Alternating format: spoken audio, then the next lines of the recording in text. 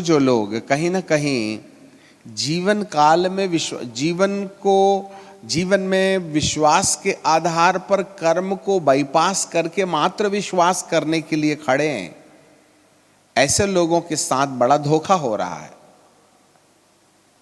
उन्हें सही सूझबूझ में आना है।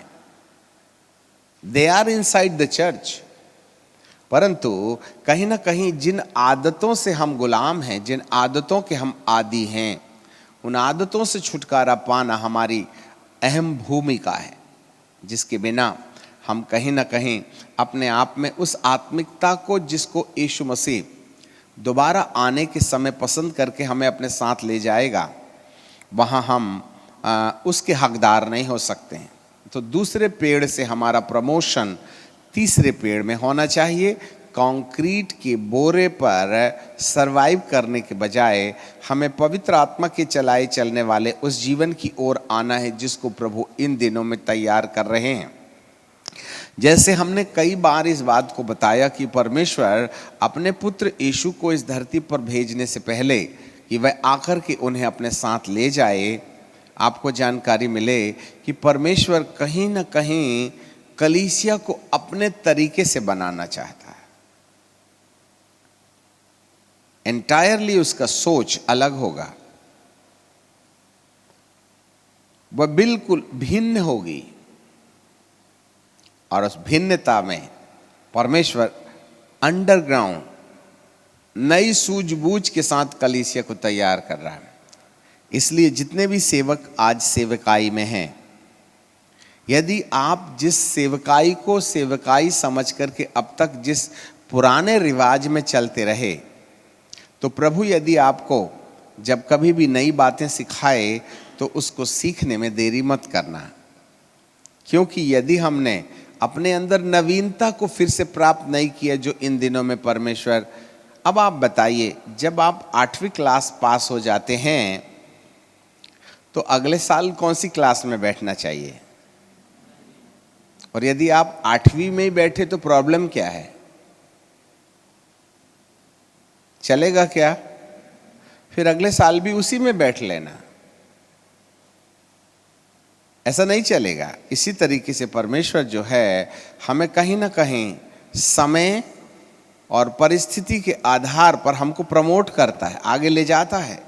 और जब कभी हम आगे जाने को तैयार हो जाएं तो हम 9वें वर्ग में आ जाएंगे, और नहीं तो हम 8वीं में ही बैठेंगे, तो आप अपनी डिग्री वहीं रखे रहेंगे। इसी तरीके से कलीसिया को भी परमेश्वर की सूझबूझ में प्रमोट होना है, तरक्की लेना है, आगे जाना है, जिससे कि आप कहीं ना कहीं परमेश्वर की परमेश्वरत्वता में उसके आगमन के समय परिपक्वता की ओर जा सके, मैच्योरिटी की ओर जा सकें, पवित्र लोग सिद्ध किए जाएं। इस महत्वपूर्ण काम के लिए यदि सेवक अपने आप को तैयार करे तो परमेश्वर आप पर विश्वास करेगा। हमारी वजनदार बात को सुनिएगा, यदि परमेश्वर का विश्वास आपके ऊपर नहीं है तो वह जवाबदारी नहीं देगा। जिसको मालिक बार बार देखता है कि वो काम उसको सौंपा, वो जाके काम करता नहीं है, सो जाता है, और फिर बोलता है मेरा पेट दुख रहा था, कमर दुख रही थी, नींद आ रही थी, चक्कर आ रहा था, इसलिए मैंने ये काम नहीं किया।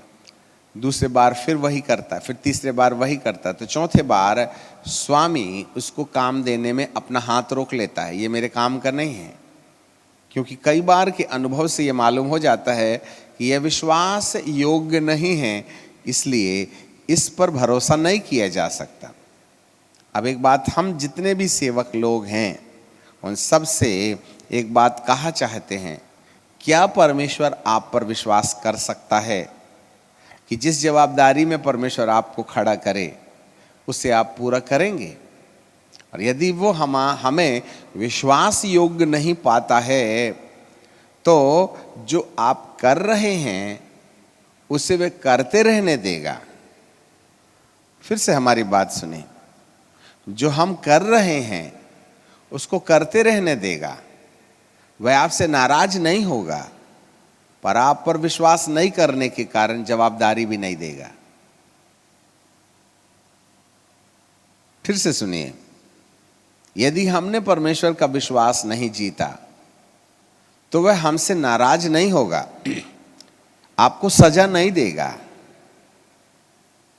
यदि वो सजा भी नहीं देगा, विश्वास भी नहीं करेगा, तो जवाबदारी भी नहीं देगा।